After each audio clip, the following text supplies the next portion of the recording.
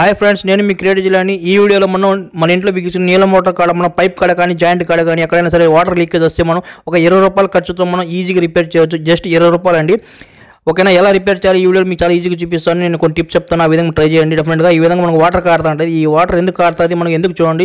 ఈ water కారడానికి main problem ఏంటంటే చూడండి, చాలా మంది మోటార్ వేసి మనం ట్యాంక్ ఇక్కడ వాల్ ఆఫ్ చేసేస్తాం. అందువల్ల మనకు వాటర్ ఎట్ట పోకుండా మనకు ఇక్కడ జాయింట్ల కాడ ఈ విధంగా మనం మోటార్ కాడ ఈ విధంగా వాటర్ లీకేజ్ వస్తుంటుంది. ఇటువంటి ప్రాబ్లం వస్తే మీకు ఈ వాటర్ లీకేజ్ ఎక్కడైనా సరే పైప్ పగిలిపోయినా ఎవరైనా జాయింట్ వచ్చినా ఎలా మనం బిగించాలో ఒక 20 రూపాయల ఖర్చుతో మనం వాటర్ రాకుండా ఎలా ఏదైనా ఆపాలో చూపిస్తాను ఈ వీడియోలో. మళ్ళీ ఈ పైప్ ఫిట్టింగ్స్, జాయింట్స్, మళ్ళీ ఎఫ్టీలు, మళ్ళీ చలాకు దారం ఇవన్నీ మీకు 400 నుంచి 500 ఖర్చు అవ్వచ్చు. అంత అమౌంట్ లేకుండా మీరు ఈజీగా చూడండి 20 రూపాయలతో జస్ట్ 10-20 రూపాయలతో ఈజీ రిపేర్ చేసుకోవచ్చు మీరు. ఇది ఎంసీల్ అండి.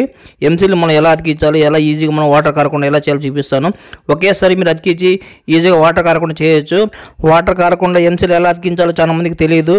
నేను ఈ వీడియోలో మీకు చాలా ఈజీగా చూపిస్తాను. ఒక చుక్క వాటర్ కారకుండా ఎంసీల్ ఎలా అతికించాలో చూపిస్తాను. ఇది 10 రూపాయలు ఎంసీల్. ఇది మీకు ఎలక్ట్రిషియన్ షాప్లో ఎక్కడైనా సరే ఈజీగా దొరుకుతుంది. మీకు ఎంసీల్ మీరు బిగించాలంటే చూడండి, పైప్కి వాటర్ కారకుండా ఫస్ట్ పాయింట్ ఏంటంటే చూడండి, మీరు గేట్ వాల్ ఆఫ్ చేసుకోవాలి. ఎందుకంటే వాటర్ మనకు రాకూడదు.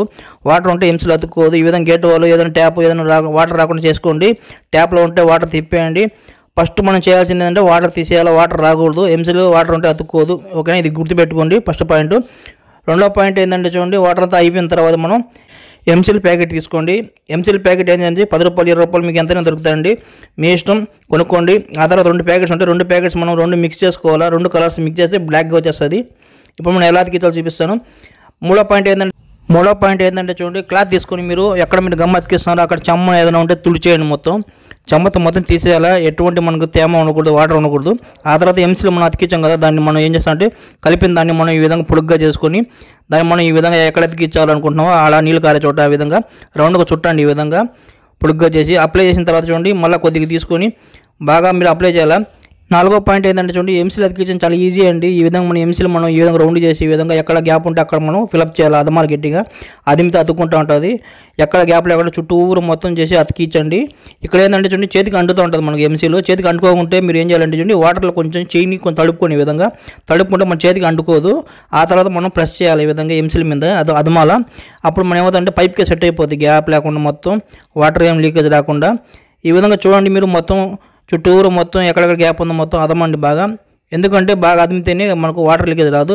ఒక్కసారి మీరు సెట్ చేసినా కూడా మీకు వాటర్ లీకేజ్ రాదు. ఇంకోది మనం సపరేట్గా తీసి పెట్టాం కదా, ఈ విధంగా 2 భాగాలు చేశాను నేను. మళ్ళీ 2 భాగాలు చేసి ఈ విధంగా రౌండ్ చుట్టి నేను మళ్ళీ దాన్ని అదుముతున్నాను. ఈ విధంగా మీరు ఎంసీలు మనం పొడుగ్గా చేసి చేతికి అంటుకోకుండా వాటర్ తడుపుకొని ఈ విధంగా ఈజీగా అతికియచ్చు మీరు పైప్కి. చాలా సింపుల్ అండి ఎంసీలు అతికించడం. మెయిన్ ఏంటంటే మనకు చేతికి అంటుకోకూడదు ఒకటి. ఇంకోటి ఏంటంటే మనం ఫినిషింగ్ బాగా పైన చూడండి గ్యాప్స్ ఉంటాయి.